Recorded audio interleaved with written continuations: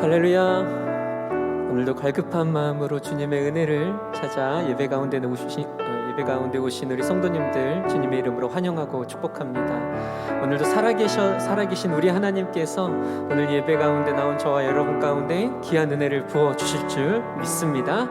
우리 그 은혜를 기대하면서 우리 다 같이 자리에서 일어나셔서 우리 찬송가 69장 주님 앞에 고백하며 함께 찬양하며 나아가겠습니다.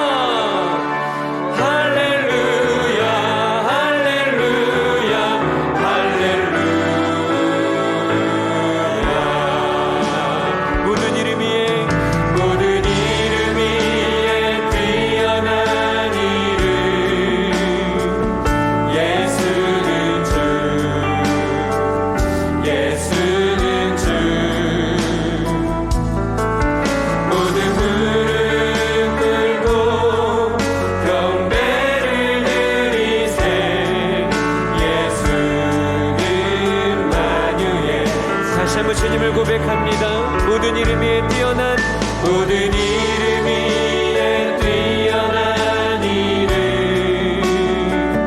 예수는 주 예수는 주 모든 무릎 꿇고 경배를 드리세 예수는 만유의 주님을 고백하며 예수는 주 온 천하 만물을 얼어 그 보좌 영광을 돌리세 예수 예수 예수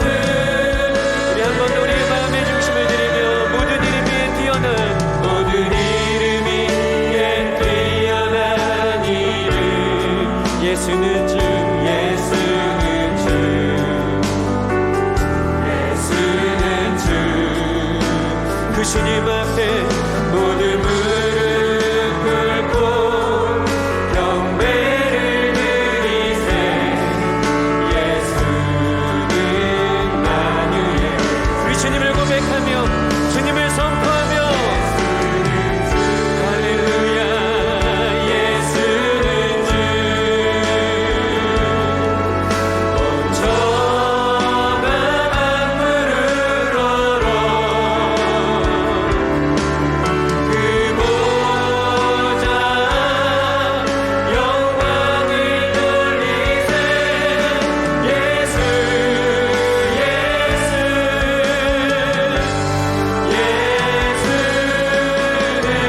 다시 한번 예수는 주. 예수는 주. 온 천하 만물을 얼어 그 보좌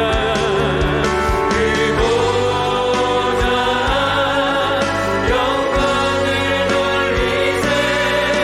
예수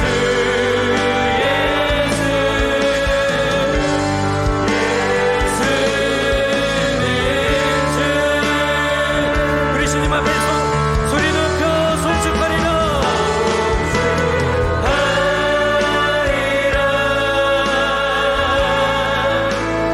화목해 하신 주. 나의 모든 죄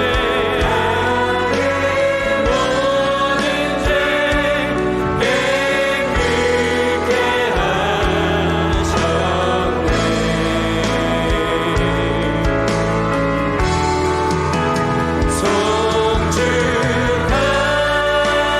송축하리라. 귀하신 어린 양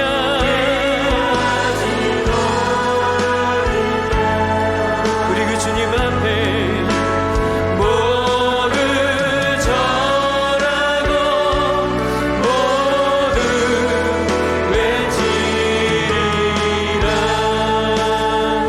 우리 찬양받기 합당하신 그 주님을 바라보면서 하나님 어린 양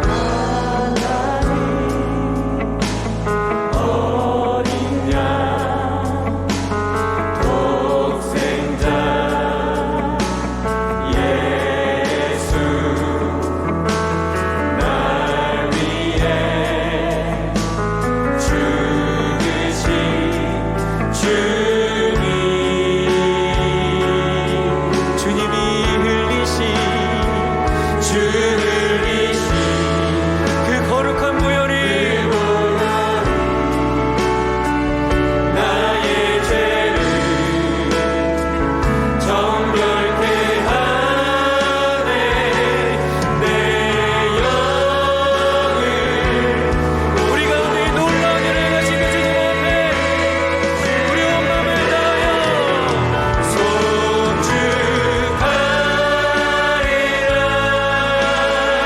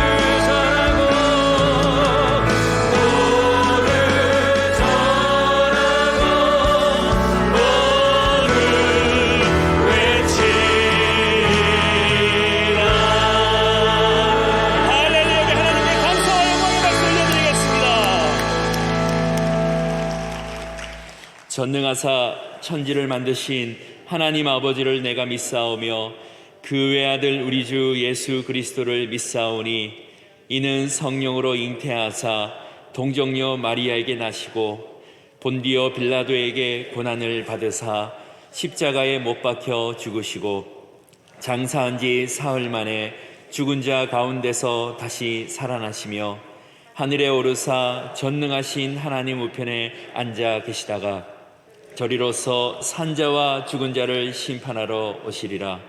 성령을 믿사오며 거룩한 공예와 성도가 서로 교통하는 것과 죄를 사하여 주시는 것과 몸이 다시 사는 것과 영원히 사는 것을 믿사옵나이다. 아멘.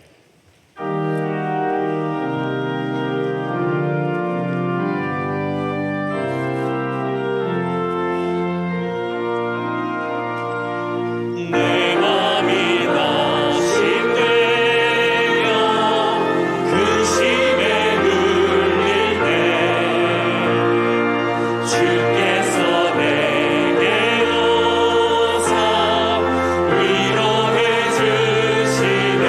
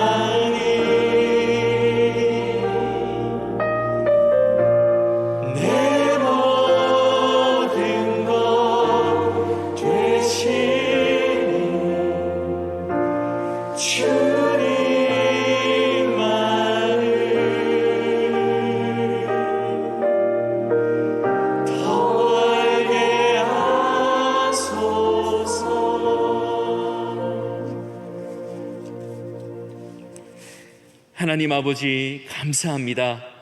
오늘도 활기찬 하루, 은혜 넘치는 하루를 허락하시어 특별히 은혜의 전에서 주님께 예배드리는 하루로 구별하여 주님께 나오게 하시니 감사합니다. 우리의 마음에 제 대신 화관을, 슬픔 대신 희락을 주실 극락의 하나님을 기대합니다. 하나님의 이름이 한없이 높아지며 우리에게는 빼앗기지 않을 희락과 만족이 넘치는 예배의 시간으로 인도하여 주시옵소서.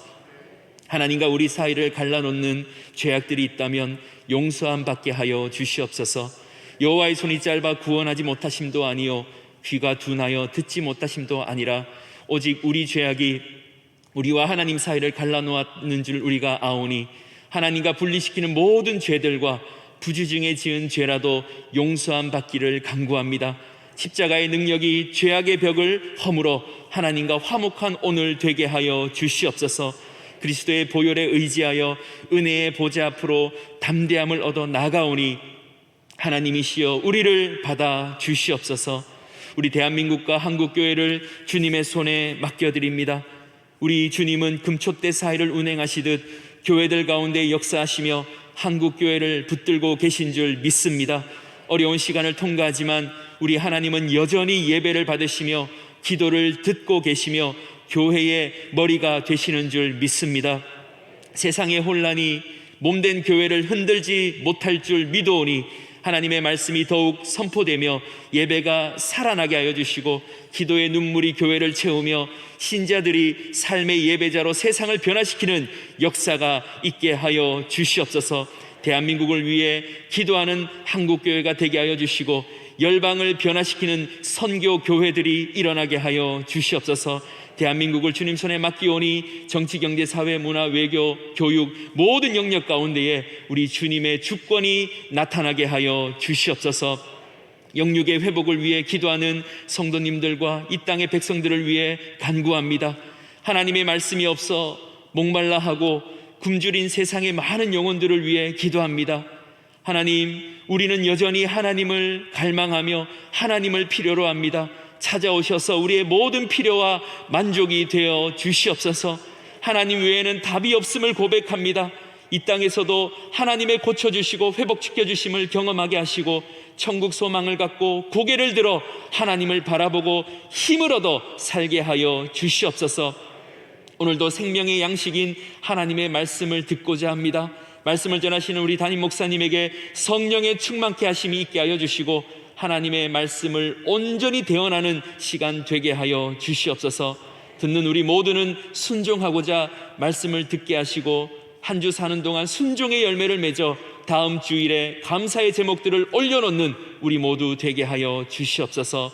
정성껏 준비한 찬양을 우리 주님 기뻐 받아 주시옵고 찬양할 때에 우리의 영혼이 하나님을 더 묵상하는 시간 되게 하여 주시옵소서. 시종을 주님께 온전히 의탁드리며 우리를 구원하신 예수님의 이름으로 기도합니다.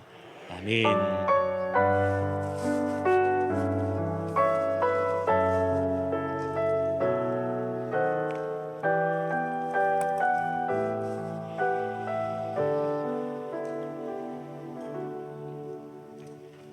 오늘 우리에게 주시는 하나님의 말씀은 마가복음 8장 27절에서 30절까지 말씀입니다. 마가복음 8장 27절에서 30절 말씀, 신약 성경 67면에 있습니다. 가지고 오신 성경 있으시면 펴셔서 성경을 보시면서 묵상하도록 하겠습니다. 마가복음 8장 27절에서 30절 말씀을 제가 봉독하겠습니다. 예수와 제자들이 빌립보 가이사랴 여러 마을로 나가실새 길에서 제자들에게 물어 이르시되 사람들이 나를 누구라고 하느냐? 제자들이 여짜와 이르되 세례 요한이라 하고 더러는 엘리야, 더러는 선지자 중에 하나이다. 또 물으시되 너희는 나를 누구라 하느냐? 베드로가 대답하여 이르되 주는 그리스도시니이다 하매 이에 자기의 일을 아무에게도 말하지 말라 경고하시고. 아멘.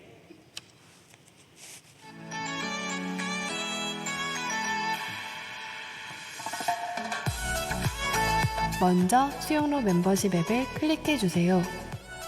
내 좌석 체크하기를 클릭하신 후 예배 좌석에 있는 QR코드를 인식시켜 주세요. 인식이 되면 화면이 바뀌고 등록된 좌석 번호가 표시됩니다. 코로나19 예방 및 안전한 예배를 위해 꼭 예배 좌석을 체크해 주세요. 안전한 예배 캠페인 이웃과 나 자신을 위한 내 좌석 체크하기에 여러분 많이 협조해 주셔서 너무 감사합니다. 불편함에도 불구하고 최선을 다해 주신 여러분께 감사를 드립니다. 혹시 이 시간 잘 못하시는 분 혹시 계실까 봐 한번 해보는 시간을 한번 갖도록 하겠습니다. 여러분 혹시 스마트폰 계시면은 출입할 때 이렇게 QR코드 켰던 그 앱을 한번 여시면은 좋을 것 같습니다. 스마트폰을 꺼내시어 수용로 멤버십 앱을 먼저 실행을 해주시면 감사하겠습니다. 그리고 거기 안에 보면은 내 좌석 체크하기라는 네모가 남색으로 있습니다. 그거를 한번 딱 누르시면 카메라가 딱 나옵니다. 그 카메라 비추는 거를 여러분 앞에 있는 QR 코드에 이렇게 갖다 대시면 됩니다. 대실 때 앞뒤로 조금씩 움직이시고 옆으로도 이렇게 한번 해보시면 인식이 됩니다. 인식되면은 화면이 딱 바뀌면서 자리 표시가 밑에 딱 나옵니다. 여러분들이 그렇게 매 예배 때마다 또 새벽 기도나 수요 예배도 금철 때도 그렇게 해주신다면 안전한 예배, 또 행복한 예배가 될 것입니다. 여러분 그렇게 힘써 주시는 또 저와 여러분 다 되기를 바라겠습니다. 우리 이 시간 또 찬양대의 찬양으로 하나님께 영광 올려드리도록 하겠습니다.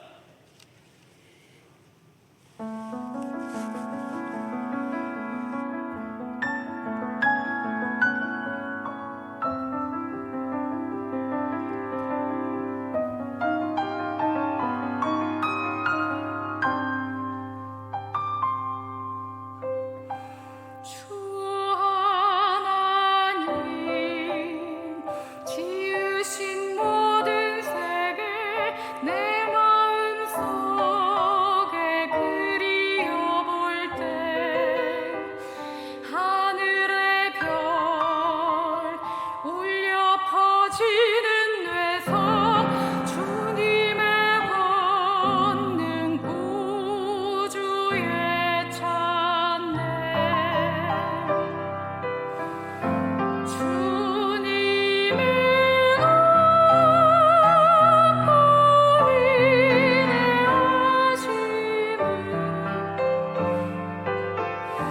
내 영혼이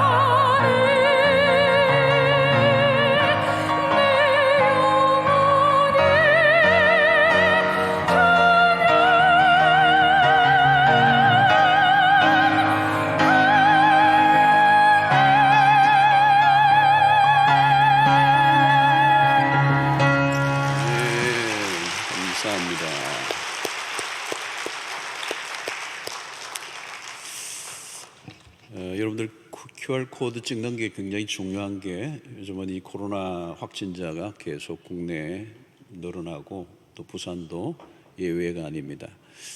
확진 대신 성도가 예배에 들어올 수 있는 확률이 굉장히 높습니다. 그래서 들어오시더라도 그분이 앉으셨던 주변에 이제 QR 코드를 찍으면 그 주변에 있는 분들이 누구 앉았는가가 이제 그대로 다 나옵니다. 그래서 그분들만 몇 분만 이제 검사를 받으시면 돼요. 그리고 일반적으로 이 KF94만 딱 마스크를 쓰시면 뭐 옆으로 거의 전염도 되지 않는 것 같아요. 지금은 이렇게 딱 쓰면 되는데, 문제는 오신 분이 확진되신 분이 들어오셨다 할지라도 주변이 이제 다 이렇게 역학조사를 해서 정확한 명단을 넘기면 우리가 다 방역을 하거나 또 다 뭐 이렇게 검사를 받을 이유가 하나도 없습니다. 이 많은 분들이 한꺼번에 검사를 받는다는 거 굉장히 어려운 일이죠. 그런 일이 없으니까 몇 분만 받으실 수 있습니다. 그래서 QR코드 찍는 게 굉장히 중요하다는 거. 그래서 이 방역 당국에서도 오셔도 이제 그것만 넘겨드리면 전혀 이제 문제가 없이 잘 넘어갈 수가 있습니다. 이 일이 언제든지 일어날 수 있기 때문에 여러분들이 QR코드 찍는 거 꼭 협조해 주시고, 모르시면은 우리 또 옆에 분들 도움도 받으시고 또 우리 교육자들 도움을 꼭 받으시면 되겠고요. 그렇게 하면 예배 드리는데 큰 어려움이 없겠습니다. 행복 나눔 챌린지 BTS 우리 또 참여해 주시고요. 유아 세례를 이제 시행하려고 합니다. 5월 9일까지 등록을 받습니다. 우리 해당되시는 아이들 준비해 주시기 바랍니다. 자, 오늘 3부에 오신 새 가족들 소개하겠습니다. 오늘도 참 많은 분들이 오셨는데요. 한번 잠시만 일어나시겠습니다. 네, 잠시 한번 그 자리에 일어나시면 저희들이 환영하겠습니다. 네, 오늘도 아주 많은 분들이 저에게 오셨습니다.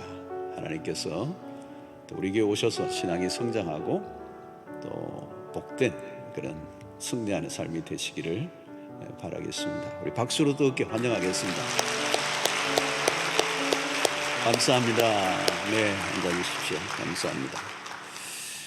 우리 앞에 자로 인사 나누겠습니다. 오늘 또 주 안에서 행복한 하루 되세요. 인사합시다. 고맙습니다. 네, 감사합니다. 마스크를 쓰고라도 이 대면 예배를 드리는 게 얼마나 좋은지 모르겠습니다. 마스크 벗으면 정말 좋겠는데 그날은 아직 올 것 같지 않고, 그러나 마스크라도 쓰고 예배를 또 우리 현장에 와서 예배 드리는 게 얼마나 감사한가 하는 생각이 듭니다. 이 마스크의 위력이 대단한 것 같아요. 마스크의 위력이 대단한 것 같습니다. 그래서 마스크 단디 쓰시고 예배에 나오시기를 바랍니다. 자, 우리 저는 이제 마가복음을 오늘로 48번째 그렇게 했습니다. 자, 그런데 지금 마가복음의 중간에 와 있습니다. 16장까지인데 오늘 8장이잖아요. 중간에 와 있습니다. 그리고 실제적으로 예수님의 공생의 사역도 상당히 지금은 이제 반환점을 넘어서서 이제 마지막 십자가로 가까이 가고 있는 상황에 이제 도달했습니다. 예수님의 사역에도 굉장히 전환점에 이르렀 장면이 오늘 본문입니다. 십자가가 가까이 오고 또 죽음이 급박하게 다가오고 있는 이때에 예수님이 제자들의 신앙을 점검하시려고 하는 장면이죠. 일종의 제자들에게는 종합시험과 같은 것입니다. 그동안 직접 배운 것들에 대해서 예수님에 대해서 평가를 하도록 이제 하는 작업입니다. 예수님이 이제 지상의 사역을 마치고 부활 성천하시면 지상에 남겨두어야 될 제자들의 신앙의 상태, 그 신앙의 퀄리티가 굉장히 중요한 것이죠. 제자들에게 던진 질문은 딱 두 가지입니다. 문제, 출제, 유형, 복잡하지 않습니다. 두 가지 질문. 하나, 첫 번째는 사람들이 나를 누구로 아느냐. 제자들은 당시 사람들 가운데서 벌어지는 예수에 대한 논쟁들을 들었을 것입니다. 사람들이 모였다 하면 예수에 대한 얘기도 무성했죠. 예수님의 가르침 그리고 예수님의 기적, 능력, 이것은 파장을 일으킨 것입니다. 그래서 자연히 사람들이 모여서 예수가 누구냐 그런 논쟁들을 했겠죠. 그런 들었던 얘기를 이제 나에게 해달라는 것입니다. 예수님에 대해서 온갖 오해와 또 착각과 그리고 추측으로 난무했습니다. 그 중에 하나는 그가 세례 요한이다라고 얘기하는 사람이 있었습니다. 세례 요한은 이미 죽었습니다. 그런데 웬 세례 요한입니까? 죽은 세례 요한을 소환하고 있습니다. 누가 이런 일을 할까요? 누가 세례 요한이 살아났다 얘기했을까요? 세례 요한을 죽인 헤롯가 사람들. 주로 여러분 사람을 죽인 사람은 그 죽인 사람의 환영과 같은 것에 시달려요. 마치 내가 죽였는데 살아날 것 같은, 다시 살아나서 내 목을 칠 것 같은 두려움에 빠져요. 이게 살인을 행한 사람들의 고문이에요. 고문. 스스로 심판을 당하는 것입니다. 지레 죽어요. 사실은 남을 죽인 사람은 결코 편안하지 않습니다. 이게 지금 세례 요한을 죽였던 헤롯가의 사람들은 이거 세례 요한이 다시 살아난 거 아닌가? 죽인 자가 다시 살아난 거 아닌가? 이런 생각을 한 것입니다. 어떤 사람은 엘리야가 아닌가? 이 말라기의 예언에 나온 것이거든요. 말라기에서 마지막 예언이 엘리야가 장차 나타날 것이다. 또 들으는 선지자 중에 한 사람이다. 새로운 선지자가 나타난 것이 아닌가? 이렇게 본 사람들이 있었습니다. 자, 그런데 예수님은 그 얘기를 제자들로부터 듣고 난 다음에 두 번째 질문을 던집니다. 첫 번째 질문은 대충 넘어갔어요. 사실은 진짜 질문은 두 번째 질문입니다. 너희는 나를 누구라 하느냐? 주님의 관심은 사람들의 평가가 아닙니다. 떠도는 예수님에 관련된 가십에 관심을 갖고 계신 분이 아니에요.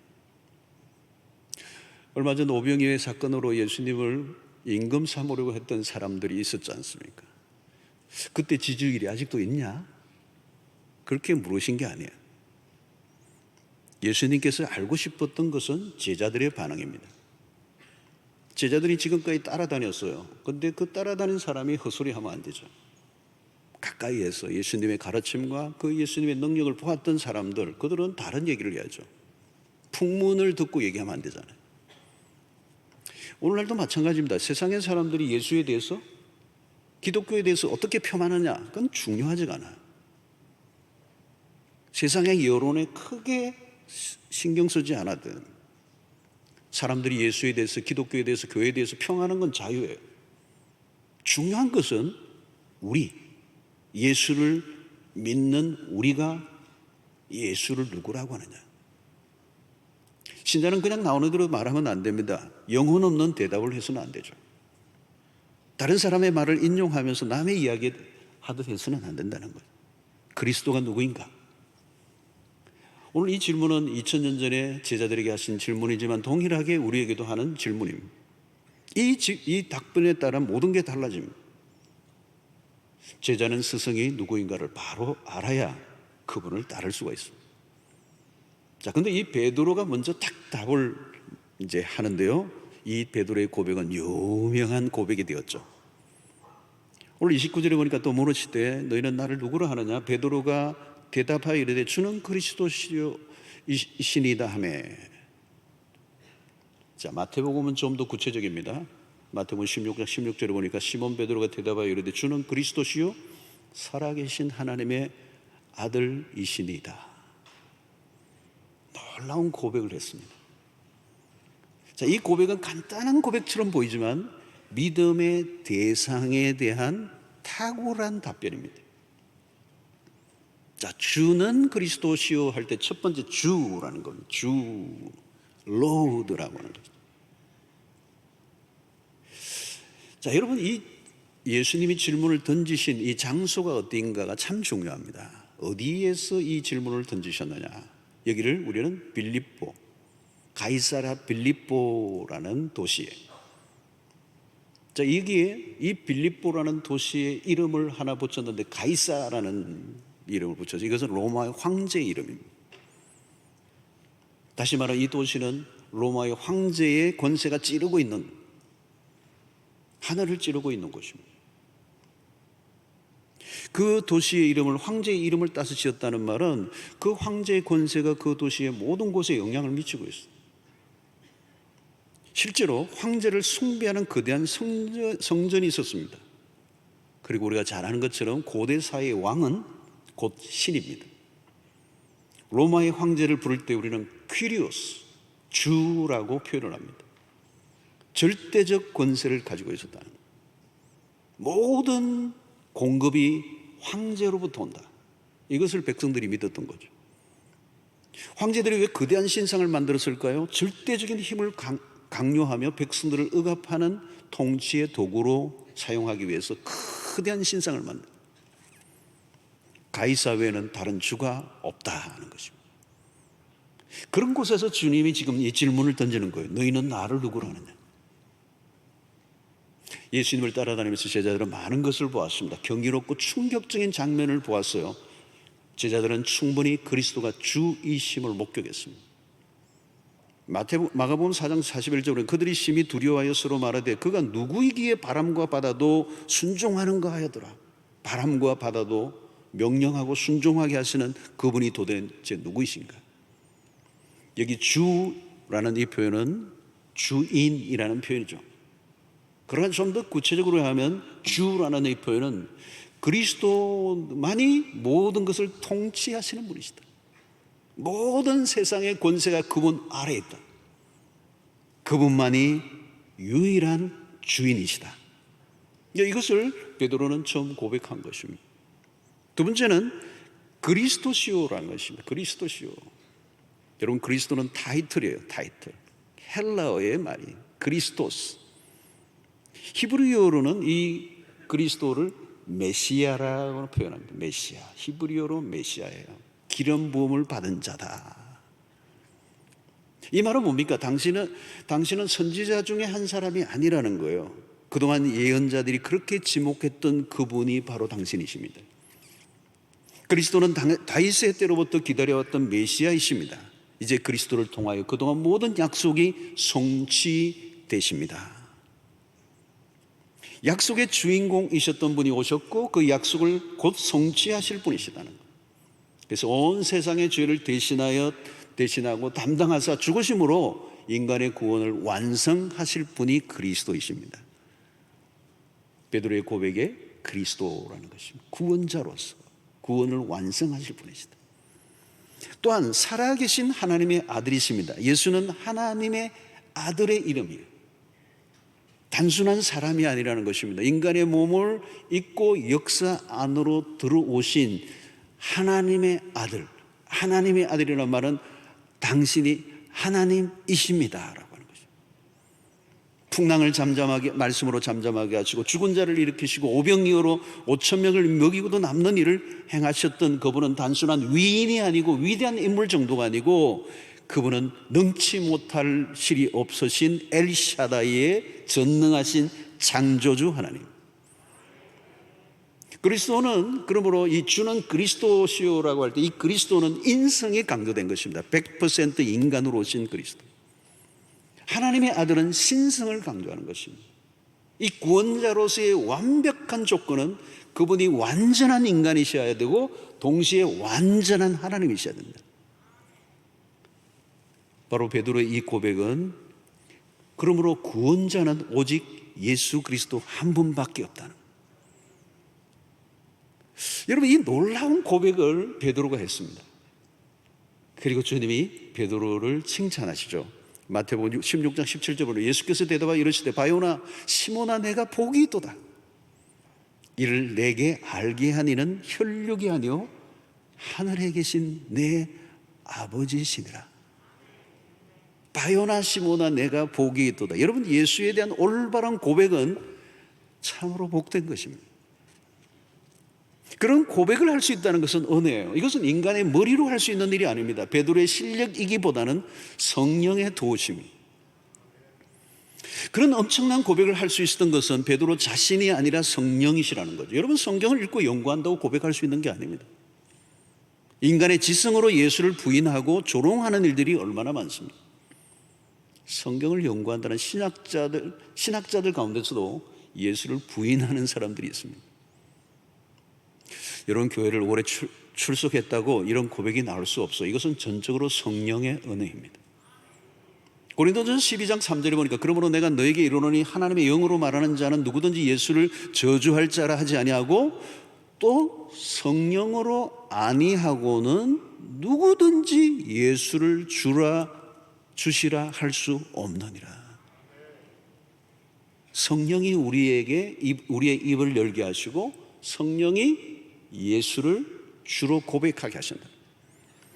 그러므로 여러분, 베드로가 그리스도가 누구이신가를 정확히 고백한 것입니다. 여러분, 이 고백이 중요합니다. 예수님은 제자들의 고백을 듣고자 하셨고 그 고백을 오늘 믿음의 고백을 우리가 받아들이는 거죠. 오늘 우리도 마찬가지입니다. 우리의 고백으로, 신앙의 고백으로 신앙을 드러내야 되는 거예요. 여러분, 고백은 숨기는 것이 아니라 드러내어야 합니다. 우리의 일상에서 다양한 고백을 하죠. 그 고백은 자신의 입장을 드러냅니다. 신앙은 고백이에요. 고백은 자신의 신앙적 입장을 말로 표현하는 것입니다.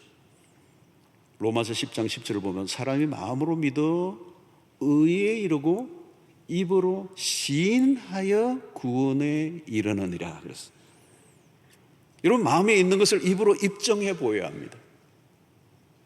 결혼을 하려고 하면 사랑하는 대상에게 고백을 해야 합니다. 고백이 있어야 결혼이 성사가 됩니다. 당신을 사랑합니다. 당신과 함께 인생을 하고 싶습니다. 뭐 등등. 고백이 중요해요. 고백이 없으면 성사되지 않습니다. 결혼식에서도 결혼 서약 시간이 매우 중요합니다. 고백을 공개적으로 하는 것이죠. 반지를 끼워주는 행위도 마찬가지입니다. 결혼식은 두 사람만 비밀리에 하면 안 되죠. 공적인 고백과 선포가 있어야 합니다. 왜 반지를 끼워주고 계속 그것을 끼고 다니는가요? 공식적인 고백을 지속적으로 드러내는 것입니다. 난 결혼한 사람입니다. 나는 누구에겐가 속한 사람입니다. 라는 표현이죠. 여러분, 왜 반지를 왼손 약지에 끼우는 줄 아십니까?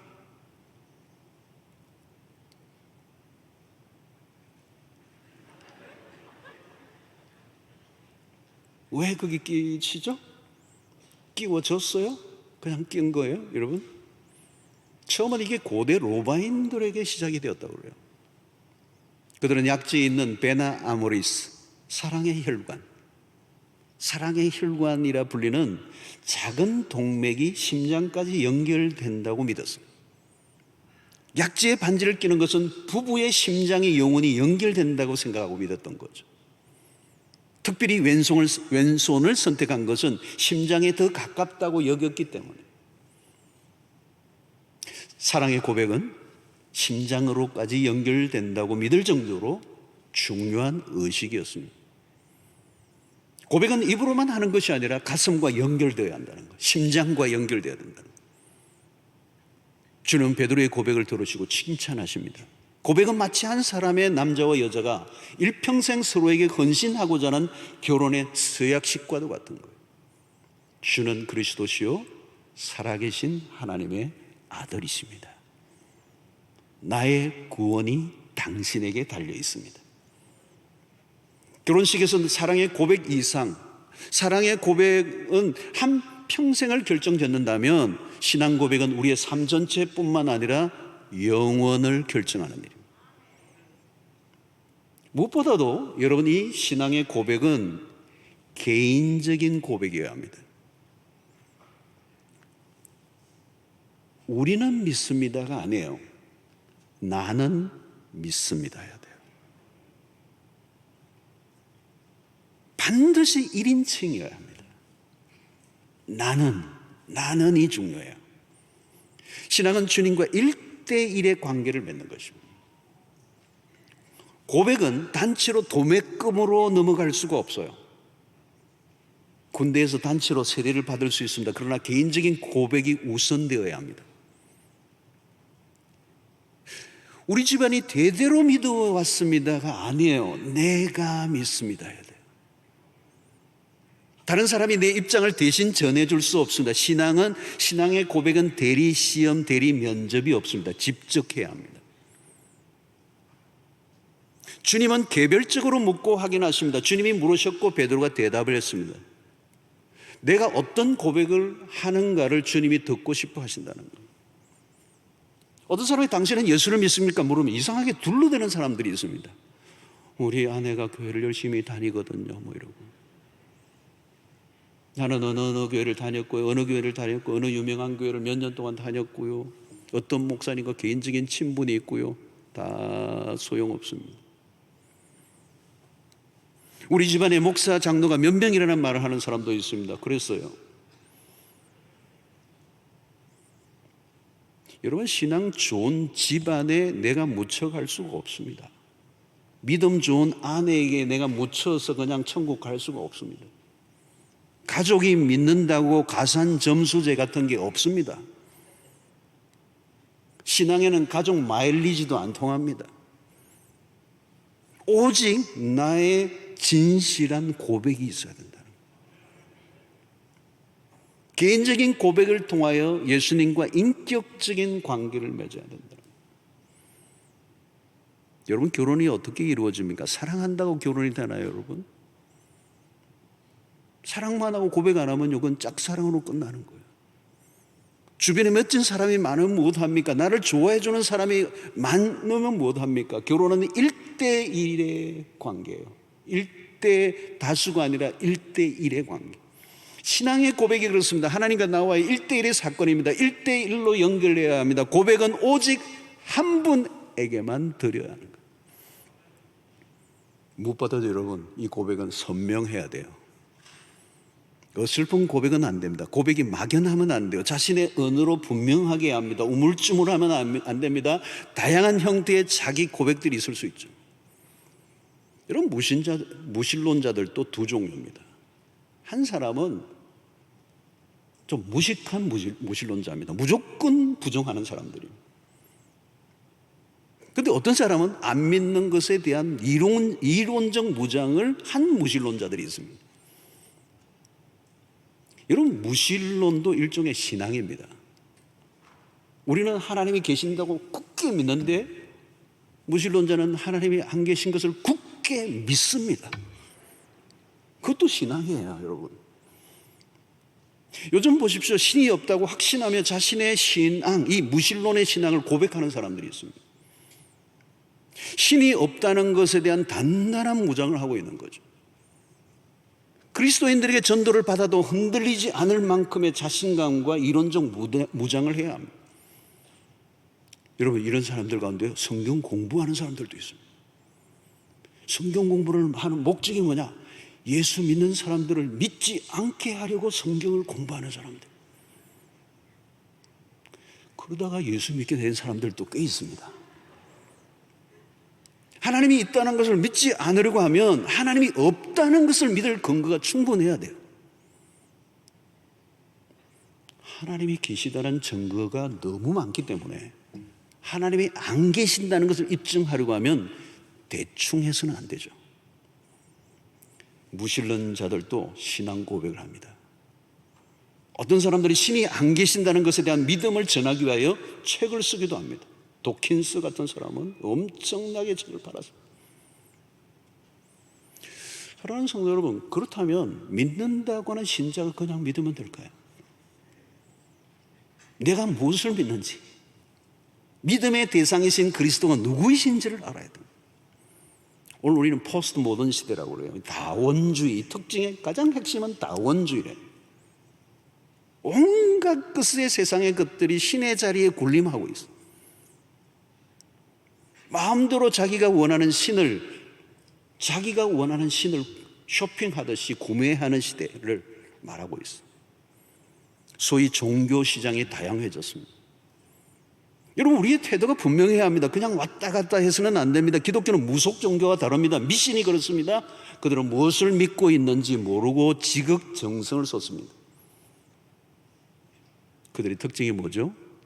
지성이면 감천이라고 합니다.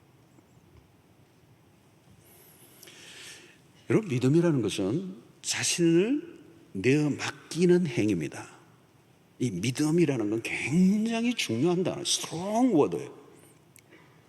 그 믿음의 대상에게 자신의 생애를 맡길 수 있는가라는 거예요.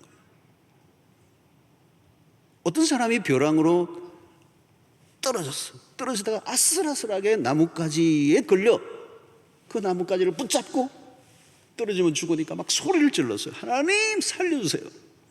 그런데 놀랍게도 벼랑 아래에서 하나님의 음성이 들려왔어요. 그래, 내가 받아줄게. 잡고 있는 그 가지나무를 놓으라 그랬어요. 그래서 이 사람이 다시 소리를 질러요. 하나님 말고요, 거기 누구 사람 없어요. 여러분, 우리는 물어보아야 합니다. 하나님을 붙잡기 위해 지금 내가 붙잡고 있는 것을 놓을 수 있는가?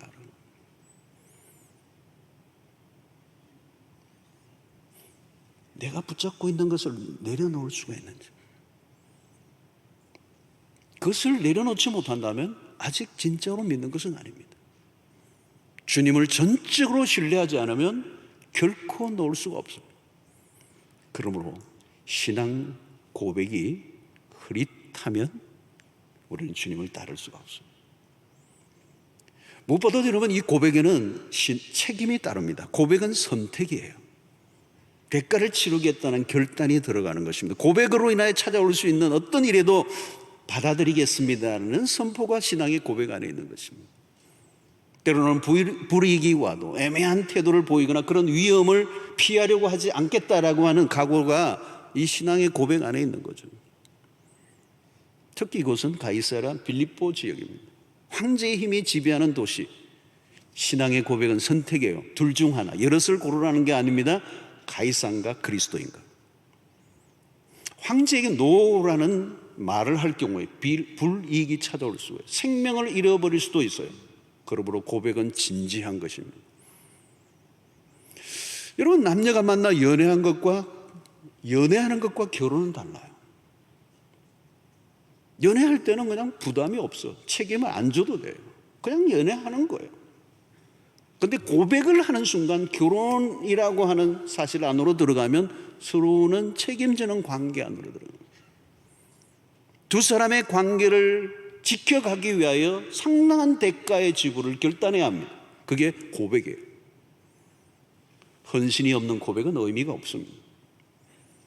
예수를 믿는 사람들 가운데서 우리가 편안한 환경 속에서 신앙 고백은 쉬워요. 그러나 적대자들에 둘러싸여 있을 때 신앙의 고백은 어려운 것입니다. 오늘날 실제적으로 이런 무슬림 사회에서 기독교로 개정하는 순간, 지금도 마찬가지입니다.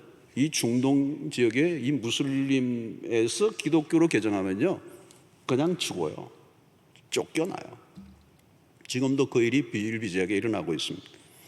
우리 6.25 전쟁 시에도 교회 전체가 예배를 드리는 가운데 공산당에 의해서 포위되었을 때 한 사람 한 사람에게 물었습니다. 너 예수 믿으면 그대 총살, 안 믿겠다 그러면 살려주겠다. 그랬을 때 한 교회가 전체가 사형을 당하는, 순교를 당하는 일들이 우리 교회사에 남아있어요. 그래서 기독교 역사는 순교사라고 얘기합니다. 순교의 역사. 순교자들의 피, 고백은 여러분 생사가 오고 가는 것입니다. 기독교 역사를 보면 신앙 고백으로 죽은 사람의 이야기가 흘러넘칩니다. 마태복음 10장 32절. 누구든지 사람 앞에서 나를 시인하면 나도 하늘에 계신 내 아버지 앞에서 그를 시인할 것이요. 성도 여러분, 신앙생활을 하는 가운데 위기를 통과해 보아야 돼요. 믿음의 시련기를 지나보아야 진정한 신앙을 확인할 수가 있습니다. 예수를 믿는다고 할 때 조롱당하고 불이익을 당해도 개의치 않고 나는 여전히 예수를 믿는다고 얘기할 수 있는가? 신앙 고백이 언제 빛이 나는 것입니까? 믿지 않는 사람들에 둘러싸여져 있을 때. 여러분, 오늘날 동성애자들의 커밍아웃이 상당히 많이 이제 주목을 받고 있습니다. 커밍아웃이라고 하죠. 커밍아웃. 자기를 밝히는 거예요. 이제. 옛날에는 밝히지 못했어요.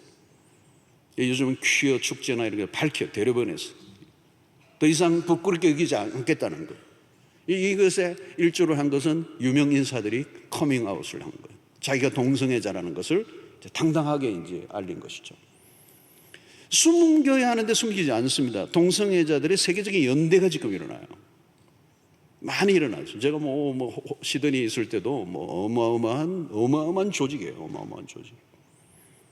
그 세계적인 연대가 일어나요. 그리고 그들은 자원하여 그에게 연구 자금을 학자들에게 기부하여서 동성애에 대한 과학적인 연구를 하게 함으로 세상으로부터 지지를 얻으려고 어마어마한 헌신을 해요. 반대 여론과 대중의 따가운 시선에도 일종의 자기들만의 커밍아웃, 신앙 고백을 한 거예요. 사랑하는 성도 여러분, 오늘 우리는 어떻습니까? 세상에서 사업을 할 때, 거래처 사람들과 만날 때, 신앙인으로서 자신 있게 커밍아웃을 하고 있는 거예요. 호의적이지 않고 적대적인 분위기가 되면 혹시 꼬리를 내리고 감추고 있는 것은 아닌가? 성도 여러분, 신앙 고백은 우리의 삶을 움직이는 힘입니다. 신앙 고백이 분명한가 아닌가는 삶에 중대한 영향을 줍니다. 그리고 이 신앙 고백은 한 번이 아니라 일상 속에 계속해야 합니다. 우리의 가정 안에서도 신앙 고백은 필요해요. 자녀 앞에서 분명한 신앙의 고백이 필요합니다. 여러분, 부모의 신앙은 자녀들에게 그대로 노출되어 있습니다. 자녀들은 압니다. 부모의 고백이 진실한가? 입으로만 예수를 믿는다고 하는지, 우리의 부모가 진짜 예수를 믿는지, 그냥 교회를 다니는 분인지 진짜 예수를 믿는지, 자녀들에게 교회를 다니라고 하는 말보다 훨씬 더 중요한 것은 부모의 진실한 신앙의 고백이에요. 자녀들이 신앙을 가지기를 주저하는 이유가 뭘까요? 부모가 하는 신앙의 고백의 진정성을 의심하기 때문입니다. 우리 부모는 사도신경을 암송은 하시는데 실제로는 그 고백이 진실하지 않다는 걸 믿는 거예요. 우리 부모님은 실제로는 하나님보다 돈을 더 많이 말하는 것 같아요. 말은 하지 않는데 부모의 삶에서 나오는 뉘앙스는 나는 믿는다. 하나님을 하면 좋은데 나는 믿는다. 돈을. 자녀의 신앙보다 학교의 성적을 더 강조하고 세상적 출세를 더 강조하면 자녀들은 헷갈리는 거예요. 사랑하는 성도 여러분, 신앙 고백은 비현실적인 이야기가 아닙니다. 실제입니다. 내가 무엇을 믿는가. 한 줄로 표현할 수 있어야 하고 10분 표현하려고 하면 10분을 1시간을 이야기하라고 하면 1시간을 예수에 대해서 얘기할 수 있는 거예요. 내가 만난 하나님, 내가 알고 있는 하나님, 내가 믿는 하나님, 내가 경험한 하나님. 애매한 신앙 고백으로는 이 척박한 세상 가운데서 믿음을 지켜낼 수가 없는 것입니다. 사랑하는 성도 여러분, 교회는 고백의 공동체, 우리의 고백으로 하나님과 하나가 됩니다. 신앙 고백을 통하여 그리스도와 하나가 되고 그리스도와 하나 된 사람들이 또한 하나가 돼요. 그래서 고백을 한 사람들의 모임이 교회예요. 그리고 이 고백 위에 교회가 세워집니다. 고백으로 뭉쳐진 공동체, 전 세계 교회는 사도신경이라는 신앙의 고백을 통하여 하나의 교회, 전 세계의 교회가 하나의 교회. 그래서 고백을 통하여 우리는 홀로 존재하지 않고 서로 연결되어 있습니다. 고백을 통하여 나는 홀로 있지 않다는 걸 선포하는 것이죠. 그래서 사랑방을 모일 때도 매우 중요합니다. 이 고백이 우리를 한 몸 되게 하고 우리의 정체성을 확인시켜 주는 것이기 때문에 고백이 우리를 하나로 묶어줍니다. 고백은 강력한 힘이 있습니다. 그리고 우리가 모여서 고백할 때 비로소 우리가 예배가 되는 거예요. 그래서 빌립보서 2장 10절로 11절에 하늘에 있는 자들과 땅에 있는 자들과 땅 아래 있는 자들로 모든 무릎을 예수의 이름에 꿇게 하시고 모든 입으로 예수 그리스도를 주라 신하여 하나님 아버지께 영광을 돌리게 하셨느니라. 여러분, 예배에서 고백은 너무너무 중요한 거예요. 그래서 여러분, 우리 교회가 예배를 드릴 때 첫 번째 뭘 하죠? 사도신경을 고백합니다. 예배에 오실 때 사도신경을 고백한 이후에 오시는 분들 곤란합니다. 요즘 우리 코로나로 예배에 일찍 오시는 이 문화가 되어서 너무 좋긴 한데요, 예를 마치고도 오랫동안 기도하고 가시는 이 문화가 좀 바뀐 것 같아요. 감사한 일이죠.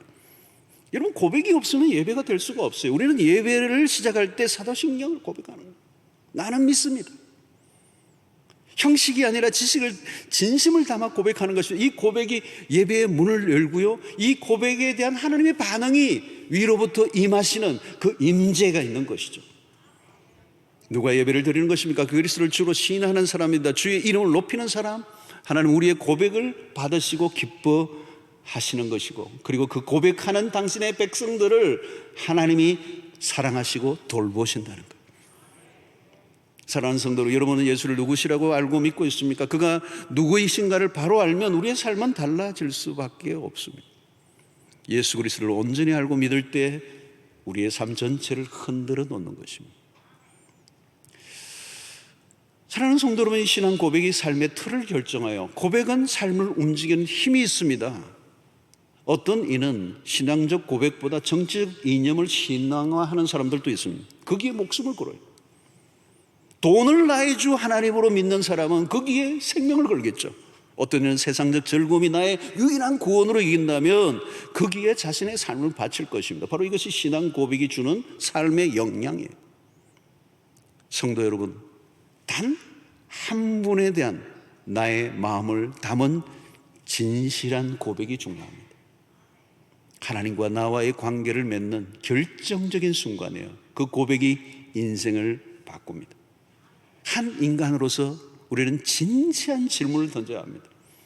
나는 무엇을 믿고 사는가?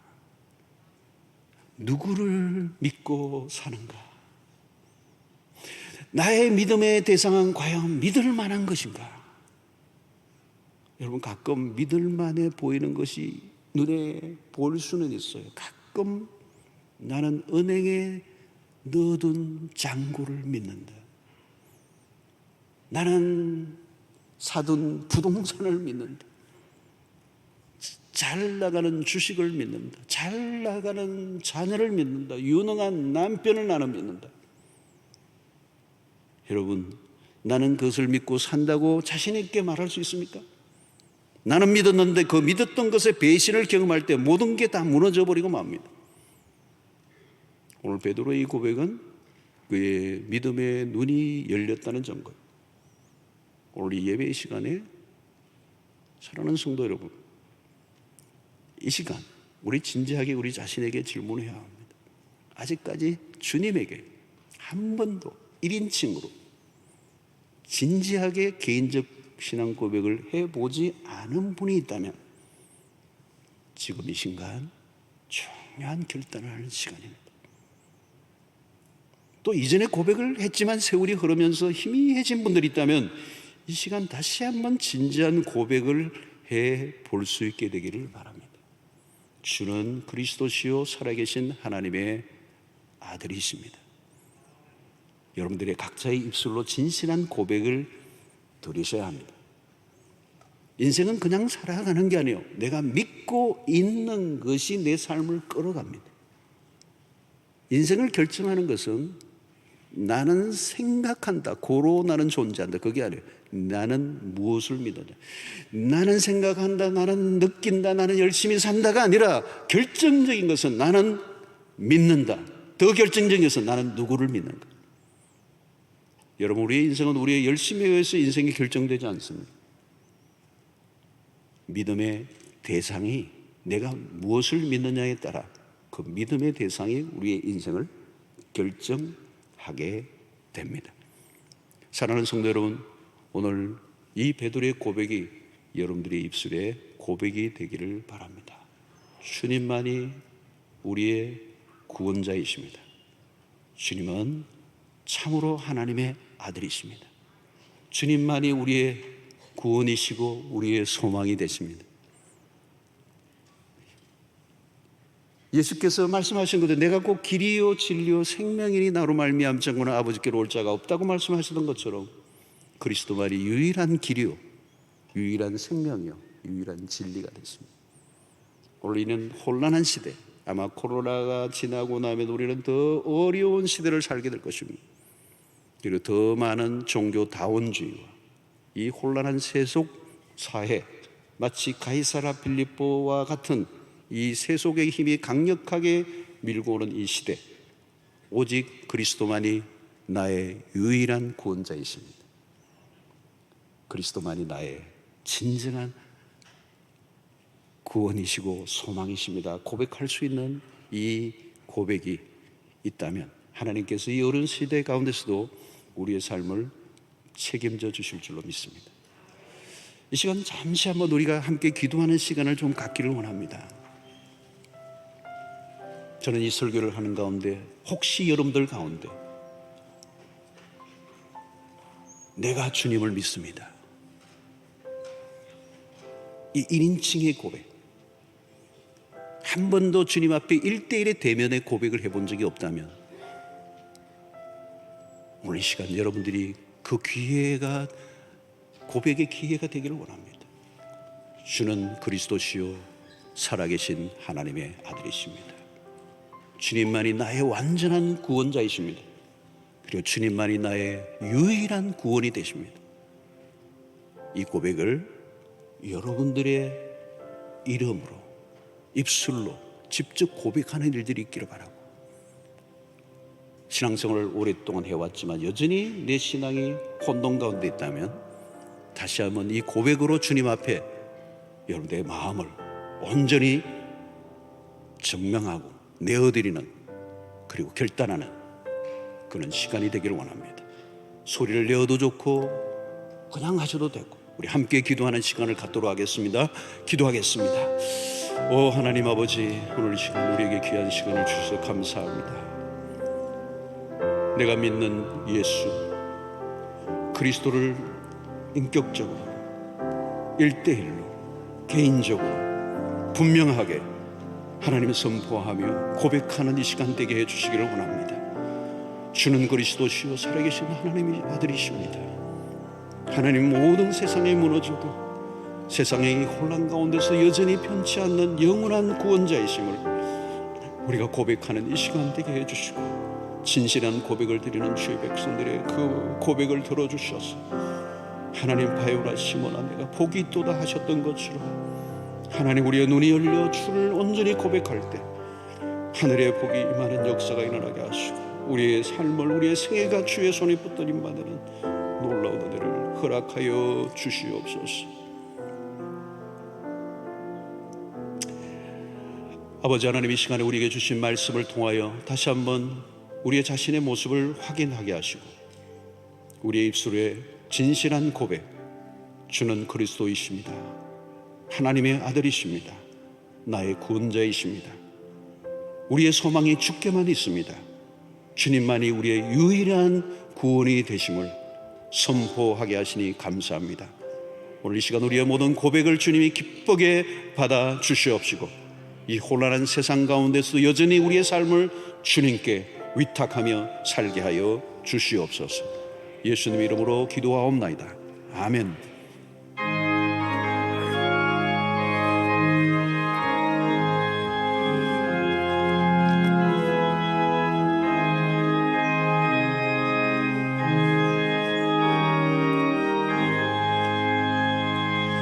구주 예수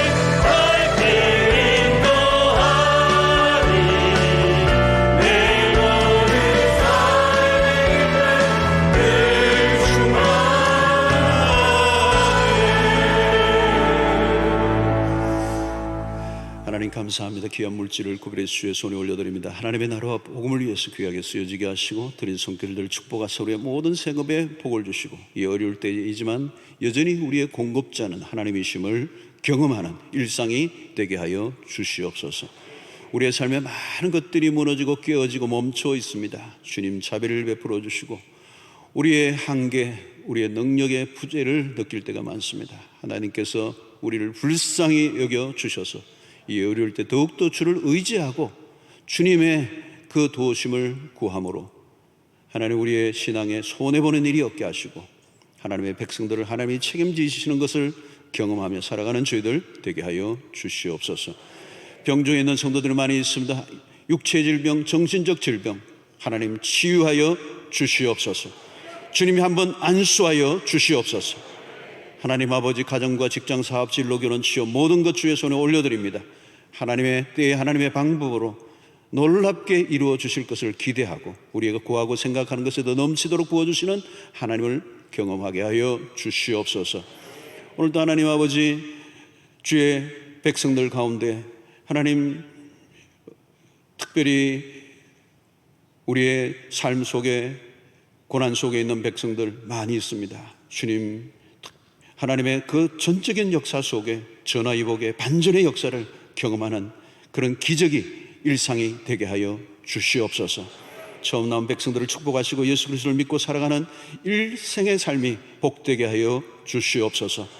하나님은 교회를 위해 수고하는 일꾼들에게 복 주시고 특별히 우리 어려운 때에 사랑방을 위해 수고하는 목자들에게 힘 주시고 하나님 335 모여 주의 말씀을 나누고 하나님의 신실한 공동체로 이 어려움을 함께 극복해가는 신실한 하나님의 사랑방들을 되도록 도와주시옵시고 우리의 다음 세대들을 위해 수고하는 교사들에게 은혜를 주셔서 다음 세대의 믿음이 떨어지지 않게 하여 주시고 저들을 거룩한 세대로 세우는 일에 힘쓰는 우리 교사들이 다 되게 하여 주시옵소서. 성도들 가운데 흩어져 있는 백성들 군대로 유학으로 출장을 어디에 있든지 주님 임마누엘로 함께하여 주시옵소서. 이제 주의 백성들이 세상을 향하여 나아갑니다. 우리의 발걸음을 인도하시고 주의 권능의 팔로 우리를 붙잡아 주시며 모든 한 주간의 삶을 주의 은총의 옷깃으로 덮어 주시기를 소원하옵고 예수님의 이름으로 기도하옵나이다. 아멘. 이제는 우리 주 예수 그리스도의 놀라우신 은혜와 하나님의 크신 사랑과 성령의 교통하심이 참된 신앙의 고백을 통하여 우리의 신앙이 견고하게 세워질 뿐만 아니라 세상 가운데서 예수의 이름을 온 땅에 증거하고 자랑하고 시인하고 선포함으로 주 앞에 영광을 돌리고자 하는 주의 백성들 머리 위에 지금부터 영원토록 함께 있을지어다. 아멘.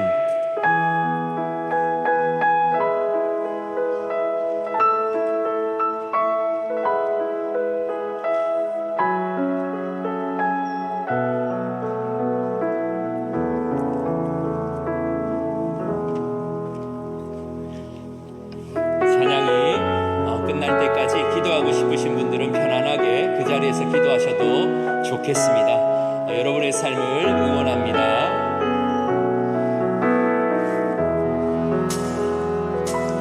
안개 속에서 주님을 보내 아무도 없을 것 같던 그곳에서